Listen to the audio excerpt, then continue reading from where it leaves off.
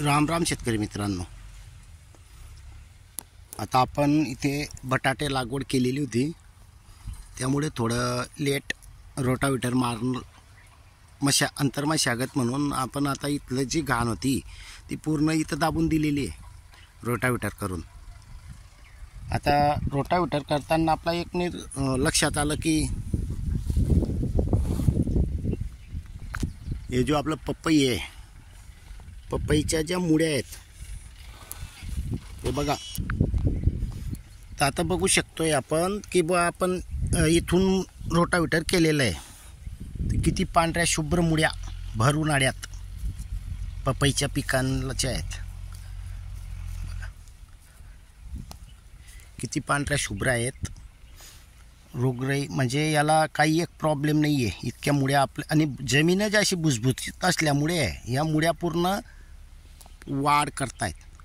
Temperature आमच्याकडे 43-44 पर्यंत जात आहे. तरी बघू शकताय तुम्ही किती मुळ्या, फुटवी मुळ्यांच्या ज्या पांढरी मुळी जे म्हणतो आपण, हे बघा, हे एकाच झाडाचे नाही आहे, तर आपण जनरल बघू शकतोय. शेतकरी मित्रांनो, आता बघा झाड किती दूर आहे आणि मुळ्या. शेतकरी मित्रांनो, झाडापासून म्हणून केव्हाही सांगतो किंवा आपण जी नळी ठेवतो ही दूरच ठेवावी. आता हे रोटावेटर मारत असल्यामुळे आपण नळ्यावर केलेल्या आहेत. तर आपण समजा झाड तिथे मुळ्या या दूर गेलेल्या असतात, तर नळी इथं ठेवा. नळी कधी इथं ठेवली तर तुमचे जे बुरशीजन्य आजार आहेत ते समजा 99% याच्यामुळे येणारच नाहीत.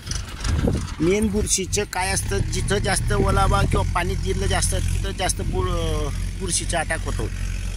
तर शेतकरी मित्रांनो, हे बघा, कुठेही बघा तुम्ही मुळ्यांची संख्या पांढऱ्या शुभ्र जसं पावसाळ्यात असतात तसंच. आता आपण याच्यात पपई निंदणी बी करून घेतोय, त्यामुळे नळ्या ह्या इकडे तिकडे झालेल्या आहेत. बघा शेतकरी मित्रांनो, आपण नळी अशी ठेवतोय डायरेक्ट अशा पद्धतीने, की जेणेकरून पिकांना अल्प पाणी पण भेटेल आणि पूर्ण जमीन थंडावात राहील. शेतकरी मित्रांनो, हे बटाटे आपण जे काही काढून घेतलं आहे, बाकी राहून गेलेले आहेत समजा, तर बघा खाली राहूनच जातात. बटाटेही चांगल्या प्रकारे आहेत होते. पपई आजच्या कंडिशनमध्ये ठीक आहे, समाधानकारक आहे, अल्प खर्च करून. ते पण हे आहे एस कल्चरची कमाल. धन्यवाद.